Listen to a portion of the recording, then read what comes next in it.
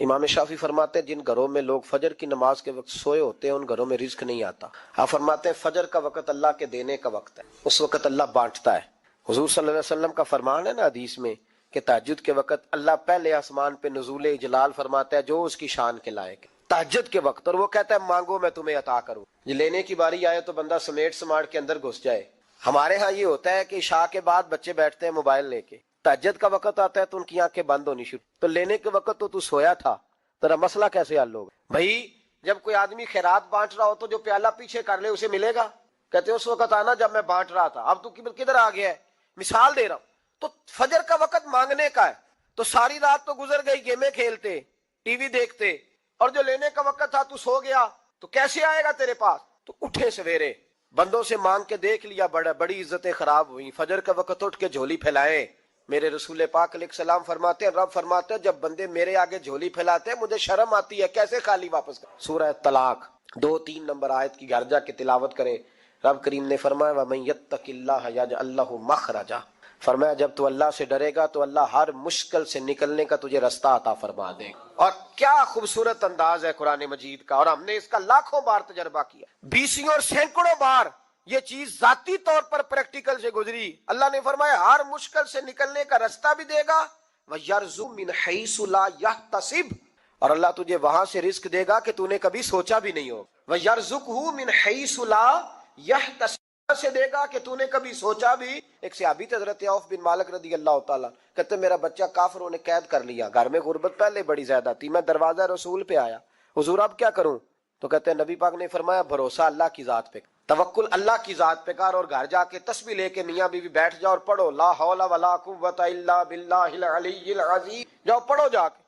کہتے میں گھر بیٹھا ابھی چند تسبیحاں پڑھی تھی کہ دروازے پہ دستک ہوئی، دروازہ کھولا تو میرا بیٹا دروازے پہ کھڑا تھا، پلٹ کے دیکھا تو 400 بکریاں بھی لایا تھا۔ اور میں نے کہا بیٹا یہ کیسے آ گئی؟ کہنے لگے ابا جی مجھے ایک حویلی میں کافروں نے قید کیا ہوا تھا، میں بڑا پریشان تھا، لیکن ابھی تھوڑا دیر پہلے پتہ نہیں کیا ہوا ہے، میں نے یوں ہاتھ ہلایا تو رسیاں کھل گئی، باہر نکلا ہوں تو 2-3 بندوں پہ نیند کا ایسا غلبہ تھا کہ بے ہوش ہو کے گرے ہوئے تھے، 400 بکریاں بھی تھی، میں نے دروازہ کھولا بکریاں میرے ساتھ دوڑنے لگ گئی، تو میں 400 بکری بھی لے آیا ہوں، پلٹ پلٹ کے دیکھتا رہا ہوں پر میلوں کا سفر ہوا وہ آئے ہی نہیں۔ تو والد کہنے لگے بیٹا چلو پہلے مصطفیٰ کریم سے جا کے پوچھ، دیکھیں کیسے مالی مسئلے حل ہوتے ہیں، حضور سے جا کے پوچھیں کہ ہمارے لیے جائز بھی ہے کہ نہیں۔ کہتے ہیں دروازہ رسول پہ جا کے ہم کھڑے ہی ہوئے تھے کہ نبی پاک نے فرمایا دیکھا رب کریم کا فضل، دیکھا، فرمایا تیرا بیٹا بھی آ گیا، تیری غربت کا بھی حل ہو گیا ہے، یہ کافر کا مال ہے، اسے مال غنیمت سمجھ کے استعمال کر، تیرا ہی ہے۔ تو لا حول ولا قوت الا باللہ العلی العظیم پڑھیں تو رزق میں پڑھیں گے انشاءاللہ، بول کے بتائیے پڑھیں گے انشاءاللہ تعالی۔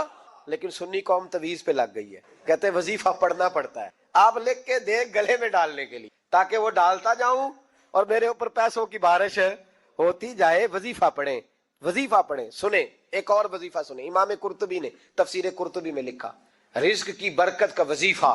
امام قرطبی نے لکھا ہے حضرت انس بن مالک رضی اللہ تعالیٰ عنہ کہتے ہیں ایک شخص حضور کی بارگاہ میں آیا، کہا یا رسول اللہ صلی اللہ علیہ وسلم غربت بڑی ہے، بڑا دکھی ہوں، بڑا پریشان ہوں۔ تو حضور نے وظیفہ بتایا، فرمایا جب بھی گھر جاؤ نا گھر والوں کو سلام کہنا، السلام علیکم، یعنی کب کہنی ہے؟ جب بھی جاؤ۔ کب کہنی ہے؟ یعنی گھر سے نکلے ماچس لینے کے لیے، واپس آ کے کہنا السلام علیکم۔ پھر گھر والوں نے کہا ہو یاد نہیں رہا تھا، وہ تو چینی بھی ختم ہو گئی ہے، پھر گئے چینی لینے تو واپس آ کے پھر السلام علیکم۔ انہوں نے کہا خو ناراض نہ ہوئیے گا، پتی بھی نہیں چائے کی۔ اب واپس گئے تو پھر واپس آ کے کیا کہنا ہے؟ تو نبی پاک صلی اللہ علیہ وسلم نے فرمایا جب بھی گھر جا السلام علیکم کہے اور 3 دفعہ سورۃ اخلاص پڑھ دے، اور سورت بھی وہ بتائی جو سب کو آتی ہے، قل هو اللہ احد اللہ الصمد لم یلد ولم یولد ولم یکن لہ کفوا احد، 3 دفعہ یہ پڑھ دے۔ صحابی بڑے سیانے تھے، بڑے مسئلے حل کرتے تھے ہمارے، فٹافٹ بول پڑے وہ صحابی، کہنے لگے حضور میری تو چھوٹی سی فیملی ہے، کئی دفعہ بچے گھر نہیں ہوتے، ننھیال گئے ہوتے ہیں، تو پھر کیا کروں؟ حضور نے فرمایا جب گھر میں کوئی نہ ہو تو اپنے نبی پہ درود و سلام پڑھ دینا، تیرے نبی کا کرم تو تیرے گھر میں ہوگا نا۔ حضرت انس بن مالک رضی اللہ تعالیٰ عنہ فرماتے ہیں کہ ہم انتظار میں تھے کہ بندہ واپس آئے اور رزلٹ بتائے۔ کہتے ہیں وہ کچھ دنوں کے بعد واپس آئے تو عجیب بات کی انہوں نے، ہمسایوں سے کئی دفعہ بندے کی نہیں نا اتنی بنتی، اور کئی دفعہ لگتا ہے کہ میرا ہاتھ اوپر ہی رہے، یہ کہیں مجھ سے تگڑے نہ ہو جائے۔ کہتے ہیں وہ آئے تو نبی پاک صلی اللہ علیہ وسلم نے کہا کیا حال ہے تیرا؟ تو عرض کرنے لگے یا رسول اللہ صلی اللہ علیہ وسلم وظیفہ تو میں نے اپنے لیے پوچھا تھا اور میرے تو ہمسائے بھی امیر ہو گئے۔ हुजूर वो तो मैंने अपने लिए पूछा था और मेरे दाएं बाएं वाले लोगों को बड़ी बरकत हुई है। तो मेरे महबूब मुस्कुराने लगे। हुजूर फरमाने लगे गोया बरकतें तेरे घर में जब बरसी हैं तो छिन छिन के उनका फैद अल्लाह ने तेरे हमसायों को भी अता फरमा। मुश्किल तो नहीं वजीफा, क्या करना है? नहीं तुसा नहीं आखना मुश्किल लगता मैनू, तुसी कर देना सलाम लवो, तुसी कहना बंदे असी ते सलाम असी लवीए, तुसी लवो जाओ के दोबारा। घर जाके क्या करना है? चले कुछ ना कुछ 55% बोले ही है माशाल्लाह। कितने क्या करेंगे? अस्सलाम, और फिर क्या पढ़ना है? सुभान अल्लाह। 3 दफा सूरत इखलास पढ़ दें, फरमाया अल्लाह बरकत पैदा कर दे। अब सुने, एक दोस्त आए, कहने लगे हजरत जी बड़े पीरों के पास गया हूँ, माली मसला हल नहीं होता। तो मैंने कहा मैं तुझे नबी पाक की बारगाह में ना ले जाऊं, पीरों के पीर के पास ना चले जाएं। मैंने कहा सुन तेरा माली मसला हुजूर हल कर दे। मिशकात में हदीस, एक सहाबी ने कहा हुजूर गुर्बत है, फरमाया रोज रात को सूरत वाक़िया पढ़, तेरे घर में फाका नहीं आएगा। और यार बताओ जब नबी पाक ने कह दिया नहीं आएगा तो आएगा, हुजूर ने कह दिया नहीं आएगा तो आएगा, अल्लाह अकबर, आ ही नहीं सकता। तो तू वो वाला वजीफा पढ़ जो मुस्तफा करीम ने बताया है, और रब करीम की बारगाह में गोया नियत हो कि या अल्लाह मैं कोई खुद तो नहीं ना पढ़ रहा, तेरे नबी ने बताया है, सूरत वाक़िया पढ़, तेरे घर में फाका। हजरत अब्दुल्ला इब्ने मसूद रदी अल्लाह ताला अन्हु बीमार हो गए, शदीद बीमार, और बेटियों के बाप थे, बेटियां ज्यादा थी। हजरत उस्मान गनी रदी अल्लाह ताला अन्हु का दौरे खिलाफत था। जनाब उस्मान गनी तीमारदारी करने आए और कहने लगे अब्दुल्ला आप बड़े बीमार है, इब्ने मसूद आप बड़े अलील है, कुछ पैसे ना भेज दूं खजाने से? तो हजरत इब्ने मसूद कहने लगे जरूरत नहीं, कहा आपकी बेटियां हैं काम आएंगे। तो आप फरमाने लगे मैंने बेटियों को खजाना दे दिया है। कहा क्या खजाना दिया है? कहने लगे मैंने अपनी बेटियों को पाबंद कर लिया है, वो रात को रोज सोते वक्त सूरत वाक़िया पढ़ के सोती है। तो नबी पाक ने कहा फाका नहीं आ सकता, तो लिहाजा मेरी बेटियों पे कभी फाका नहीं आ सकता। तो रोज ये तो कहते हो दामाद जी से कि भाई आप मेहरबानी करो, को खर्चा बढ़ाओ, बच्ची बड़ी परेशान है, तो बच्ची को भी एक खजाना दे दो, उसको को बेटे रोज रात को सूरत वाक़िया पढ़ा कर। रात सूरत वाक़िया पढ़े, सुबह सूरह मुल्क पढ़े, दिन के वक्त सूरत बकरा पढ़े। मेरे नबी पाक सल्लल्लाहु अलैहि वसल्लम ने फरमाया जिस घर में सूरत बकरा पढ़ी जाए जिन तो क्या शैतान भी दौड़ जाते। तो कोई जादू असर कर सकता है? तो उन वजीफों पे अमल करें जो नबी पाक सल्लल्लाहु अलैहि वसल्लम ने हमें अता किए हैं। हुजूर गौसे पाक ने भी एक वजीफा बताया, वो भी बता दूं आपको। गौसे आजम रदी अल्लाह ताला अन्हु की खिदमत में एक शख्स आया, उसने कहा हुजूर बड़ी तजारत करता हूँ, काम नहीं चलता। फरमाने लगे अब तू अल्लाह से तजारत शुरू। क्या मतलब? फरमाने लगे 10 कमाए तो एक अल्लाह के रास्ते में, रब करीम उसके बदले में तुझे 70 अता फरमा। उसने कहा हुजूर इस तरह करूं? फरमाया तू ये करके देख, अब्दुल कादिर जिलानी वादा करता है अल्लाह तेरी मदद करेगा। गुलाम कहते हैं वो 6 महीने के बाद आया, पहले जब आया था तो पैदल आया, 6 माह के बाद आया तो 6 ऊंट थे उसके, और आके हाजिर हुआ तो कहने लगा हुजूर जिंदगी पता नहीं कहाँ गुजार दी, कारोबार का तो मजा ही अब आया है। लोगों से इज्जतें तलाश करते हो तो वो क्या तुम्हें इज्जत देंगे, वो तो कल अच्छा कहते हैं परसों बुरा कहने लग जाते हैं। लोगों के सामने गुड बुक में आना चाहोगे तो वो तो सवेरे तुम्हारे बारे में कुछ कहेंगे, शाम कुछ और कहेंगे। अपनी रूहानी जिंदगी आबाद करें, अपने मुसल्ले को वक्त दें, और दुनिया से छुप कर इस मोबाइल को बंद करके और अपने आप से भी छुप के और तन्हा होके छुपा के सारा कुछ अपने आंसू अपने रब की बारगाह में पेश करें, उसके हुजूर हाजिरी दें। सुनो ना तिरमिज़ी की हदीस, और इसे याद रखना, नबी पाक अलैहिस्सलाम ने फरमाया अपने दुख लोगों के सामने ना बयान करना, सेठों नवाबों को ना बताते फिरना, दुनियादारों के सामने जाके ना रोना कि मैं तकलीफ में हूँ। फरमाया अगर दुनियादारों को दुख बताओगे रब तुम्हें कभी गनी नहीं करेगा। और लोग हैं कि उल्टा मजाक उड़ाएंगे। आपकी जिससे बड़ी पक्की यारी है ना, पक्की, वो तब तक पक्की है जब तक आपने 50,000 मांगा नहीं, और जिस वक्त आपने कह दिया कि मैं मजबूर हूँ मेरी मदद कर, तो फिर खत्म हो गई दोस्ती। लोगों की ताल्लुकात आपके साथ तब तक हैं जब तक आप उनसे कोई जरूरत वाबस्ता नहीं करते। करीम आबू फरमाने लगे बंदों के सामने दुख ना बयान करना, अल्लाह तुझे कभी गनी नहीं करेगा। तो अपने दुख अपने रब को बता, तू दुआएं मांग, तू उसकी बारगाह में हाजिर हो, तू उसके हुजूर अर्ज कर। फरमाया अपने दुख अपने रब को बता, वो जल्दी करे या देर से करे तुझे सारी दुनिया से बेनियाज कर देगा, तुझे किसी का मोहताज नहीं रहने देगा। अपने मुसल्ले को, अपनी दुआओं, एक बुजुर्ग फरमाते मैंने दुआ मांगने का तरीका अपनी बीवी से सीखा।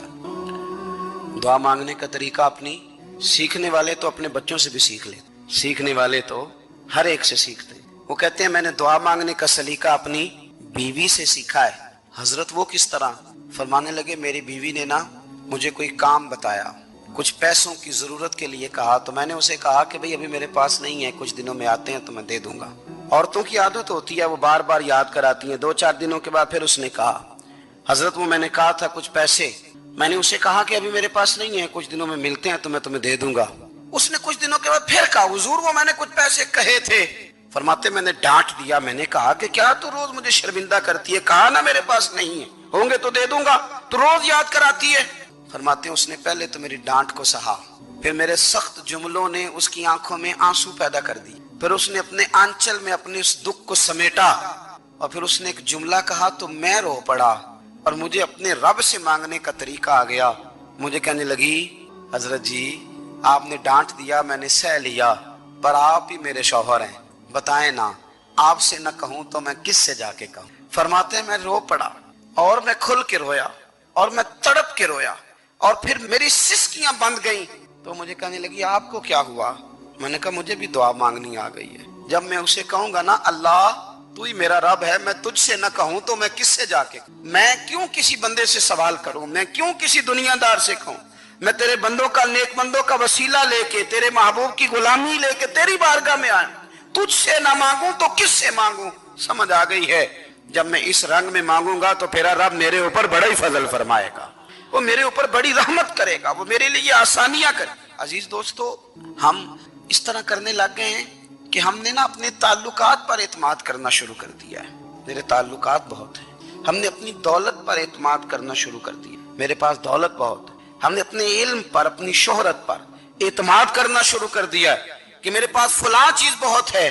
یاد رکھنا جب بے نیاز اپنی صفت بے نیازی دکھاتا ہے تو بڑی بڑی دولتوں والے مجبور نظر آتے ہیں۔ بھائیو جب انسان کا رشتہ اپنے مالک کے ساتھ ہوتا ہے پھر تو غم بھی کچھ نہیں کہتے، پریشانیاں بھی کچھ نہیں کہتی، پھر تو زندگی صبر والی، پھر تو زندگی توکل والی، پھر تو زندگی بھروسے والی، پھر انسان اپنے آپ کو رسوا نہیں کرتا، دنیا داروں سے امیدیں اس کی ختم ہو جاتی، امیدیں اللہ رسول سے لگا لیتا ہے، مضبوط ہو جاتا ہے، مضبوط طاقتور ہو جاتا ہے، خوددار ہو جاتا ہے، باوقار باعزت ہو جاتا ہے۔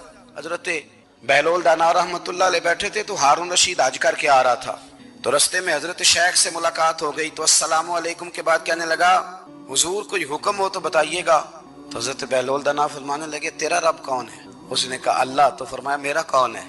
کہا اللہ۔ فرمانے لگے تو بڑا ہی بیوقوف ہے، کیا تو یہ سمجھتا ہے کہ رب ہارون رشید کو تو دے گا اور بہلول دانا کو بھول جائے گا؟ تیرا بھی وہی رب ہے، میرا بھی وہی رب ہے، اس نے اگر تجھے دے کے آزمایا ہے تو ہو سکتا ہے مجھے نہ دے کے آزما رہا ہو، جب اس کی حکمت کے تقاضے ہوں گے تو عطا کرے گا اور دے گا، تو جا اپنا کام کر۔ بھائی اپنی روحانی زندگی، اپنی عبادات، اپنے وظائف، اپنے روزمرہ کے معاملات، اپنی دعائیں، اپنا استغفار، دیکھو کوئی مشکل کام تو نہیں، 2 رکوع ہیں سورہ واقعہ کے اگر رات کو پڑھ لی جائے تو۔ میں کس طرح یہ بات بیان کروں کہ تعویذ بانٹنا آسان ہے اور وظیفہ بتانا مشکل ہے؟ سارا دن تعویذ بانٹیں تو لوگ لینے کو تیار، اور اگر آپ وظیفہ بتائیں تو کہتے ہیں تو مشکل کام ہے۔ او خدا کے بندے، اگر آپ کا تعلق قرآن پاک کے ساتھ مضبوط ہو، قرآن پاک کے ساتھ اگر آپ کا رشتہ ہو، لوگ سفارشیں ڈھونڈتے ہیں نا دنیا میں کوئی تعلق مل جائے تو میرا کام ہو جائے، دنیا میں اتنا مشکل معاملہ ہے، آخرت میں مجھے بتائیے گا کتنا مشکل معاملہ ہوگا۔ میرے نبی پاک صلی اللہ تعالی علیہ وسلم نے فرمایا جو لوگ سورہ ملک پڑھا کرتے تھے نا، سورہ ملک، یہ سورت ملک قیامت میں ان کی سفارش کرے گی، اور اس طرح کرے گی کہ کہے گی اے اللہ یہاں اس بندے کو جنت میں داخل کر دے یا مجھے قرآن پاک سے علیحدہ کر، تو رب فرمائے گا جا اس کا دامن تھام کے اسے جنت تک پہنچایا۔ آپ بات کو سمجھیں، جب آپ کے تعلقات اپنے معاملات کے ساتھ مضبوط ہوں گے، یہ نبی کریم نے وعدہ کیا ہے کہ تو سورت واقعہ پڑھ تیرے گھر میں فاقہ نہیں آئے۔ حضرت عبداللہ ابن مسعود رضی اللہ تعالیٰ عنہ بیمار تھے تو حضرت عثمان غنی رضی اللہ تعالیٰ عنہ تیمارداری کے لیے تشریف لے گئے اور جا کر کے کہا کہ آپ بڑے بیمار ہیں، آپ کی بیٹیاں زیادہ ہیں، میں چاہتا ہوں کہ خزانے میں سے کچھ مدد کروں۔ تو سیدنا عبداللہ ابن مسعود رضی اللہ تعالیٰ عنہ اٹھ کے بیٹھ گئے اور کہنے لگے امیر المومنین اللہ آپ کو میری طرف سے، میری بیٹیوں کی طرف سے بہتر صلہ دے، میری بیٹیوں کو کسی خزانے کی ضرورت نہیں، میں نے انہیں خزانہ دے دیا ہے۔ کہا جناب آپ نے کون سا خزانہ دیا ہے، میں آپ کے مالی معاملات کو جانتا ہوں۔ تو فرمانے لگے امیر المومنین میرے نبی کریم نے فرمایا ہے جو سورت واقعہ پڑھے اسے کبھی فاقہ نہیں آتا، میں نے بیٹیوں کو یاد کرا دی ہے، یہ خزانہ میں نے انہیں دے دیا ہے۔ وہ سارے والدین سنیں جو بیٹیوں کے لیے پریشان رہتے، حضرت عبداللہ ابن مسعود نصیحت کر رہے ہیں، فرمانے لگے میں نے سورت واقعہ یاد بھی کرا دی ہے، پڑھنے کی عادت بھی ڈال دی ہے۔ حضور نے فرمایا ہے جو سورت واقعہ پڑھے اسے فاقہ نہیں آتا، کہنے لگے چاند تو اپنی جگہ چھوڑ سکتا ہے، سورج گر سکتا ہے، تارے ٹوٹ سکتے ہیں، پر مدینے والے رسول کی بات غلط نہیں ہو سکتی۔ حضور نے فرمایا فاقہ نہیں آئے گا تو انشاءاللہ کبھی بھی نہیں آئے گا۔ کرنے کا کام یہ ہے کہ ہم اپنے معاملات، اپنی عبادات، اپنی دعائیں، کبھی 10 منٹ عادت ہو جائے نا دعا مانگنے کی علیحدہ سے رات کو۔ حضور نے فرمایا جو فرض نماز کے بعد دعا مانگے اللہ اس کی قبول کر لیتا ہے۔ نبی پاک صلی اللہ تعالی علیہ وسلم نے فرمایا اللہ مسافر کی دعا قبول، حضور نے فرمایا اللہ مظلوم کی دعا قبول فرماتا ہے، حضور نے فرمایا بیمار سے دعا کراؤ اللہ اس کی دعا قبول فرماتا ہے۔ میرے نبی پاک نے فرمایا ماں باپ جب بھی اولاد کے لیے ہاتھ اٹھائیں، ویسے تے بلے شاہ تو آسمانی اڈ دیا ہی پھڑ دیں، جڑا گھر بیٹھا انہوں بڑھیا ہی نہیں۔ حضور فرمانے لگے ماں باپ جب بھی اولاد کے لیے دعا فرمائیں اللہ ان کی دعا کو قبول کرتا ہے۔ آپ اپنا تعلق بنائیں دعا کے ساتھ، عبادت کے ساتھ، مصلی کے ساتھ رشتہ بنائیں، استغفار پڑھیں۔ صلاح الدین ایوبی صلیبی جنگوں میں تھے، رات کو مسجد اقصی میں نماز پڑھی تو پریشان تھے۔ ایک بزرگ سے ملاقات ہوئی تو وہ کہنے لگے کہ آپ بڑے پریشان ہیں۔ کہنے لگے حضور پریشان اس لیے ہوں کہ پہلے ہی مسلمان کمزور ہے، اب میں نے سنا ہے دشمن کا ایک بحری بیڑا وہ جنگی سامان سے بھرا ہوا آ رہا ہے، تو اب ان کے پاس اور تلواریں اور نیزے آ جائیں گے، مسلمانوں کے پاس پہلے ہی وسائل کی کمی ہے، پریشان ہو کس طرح کر کے مقابلہ کریں گے۔ یہ بات کہتے ہی صلاح الدین ایوبی نے بزرگوں سے کہا حضور آپ بھی دعا کرنا، دعا کی بڑی طاقت ہے۔ میرے نبی پاک نے فرمایا دعا مومن کا ہتھیار ہے، دعا مومن کا حضور نے فرمایا تقدیر کو سوائے دعا کے کوئی چیز نہیں بدل سکتی۔ دعا مومن کا ہتھیار ہے، یہ کافر کے پاس کوئی نہیں، یہ ہتھیار ہے مومن کا۔ اللہ کرے آپ کو سمجھ آئے، پھر سنیں کئی بار کہہ چکا ہوں یہ ہتھیار ہے۔ کافر کے مقابلے میں جو تیرے پاس سب سے بڑا ہتھیار ہے وہ دعا ہے۔ دعائیں کرانی چھوڑ دی، کرنی چھوڑ دی، لینی چھوڑ دی۔ حضرت سیدنا انس بن مالک رضی اللہ تعالیٰ عنہ فرمایا کرتے تھے میں نے وہ رنگ دیکھا ہے جب حضور دعا مانگتے تھے اور حضور کی مقدس آنکھوں میں آنسو بھی ساتھ ہی بہا کرتے، میں نے وہ انداز دیکھا ہے۔ تو صلاح الدین ایوبی بزرگ سے کہنے لگے آپ بھی دعا کیجیے، اور خود رونے لگے اور سر سجدے میں رکھ کے رونے، اور عشاء سے لے کر فجر تک روئے، خوب روئے۔ صبح وہ بزرگ آئے تو صلاح الدین ایوبی کا خوبصورت اور ہنستا ہوا چہرہ دیکھا، کہنے لگے آپ بڑے خوش ہیں، رات تو میں نے بڑے روتے ہوئے دیکھا تھا۔ تو کہنے لگے حضور وہ جو بحری بیڑا آ رہا تھا نا وہ پانی میں ڈوب گیا ہے، اب وہ نہیں آ رہا، ابھی خبر آئی ہے تو میں بڑا خوش ہوں۔ بزرگ کہنے لگے اٹھ سینے سے لگ، اور سن ایک بات، وہ بحری بیڑا پانی میں نہیں ڈوبا، وہ تیرے آنسوؤں میں ڈوب گیا ہے۔ وہ جو تو رات رویا ہے نا رب کریم کی بارگاہ میں تو وہ ڈوب گیا ہے۔ حضرت عائشہ صدیقہ رضی اللہ تعالیٰ عنہ فرماتی ہیں ایک عورت تھی اور اسے نبی پاک صلی اللہ تعالیٰ علیہ وسلم نے نا وہ کلمہ پڑھ کے مسلمان ہوئی، مدینہ طیبہ آ گئی تو حضور نے مسجد نبوی شریف میں اس کے لیے مکان، ایک سادہ سا کمرہ ساتھ مسجد کے بنوا دیا، وہیں رہنے لگی۔ اکثر وہ سیدہ طیبہ کے پاس آتی تو حضرت عائشہ صدیقہ رضی اللہ تعالیٰ عنہ فرماتی ہیں وہ بڑی باتیں سناتی اور آخر میں کہتی وہ ہار والا دن بھی بڑا عجیب دن تھا اور میرے رب کی قدرتوں کا دن تھا، وہ بھی بڑا عجیب دن تھا۔ سیدہ عائشہ صدیقہ رضی اللہ تعالیٰ عنہ ایک دن فرمانے لگی کہ تو ہار والے دن کا بڑا ذکر کرتی ہے، وہ کیا دن تھا؟ تو خاتون کہنے لگی اماں جی وہ دن تھا جب میرے رب پر بھروسہ اور مضبوط، جس دن میرا اپنے رب پر توکل اور بڑھا، میرے ایمان میں یقین میں اور پختگی آئی۔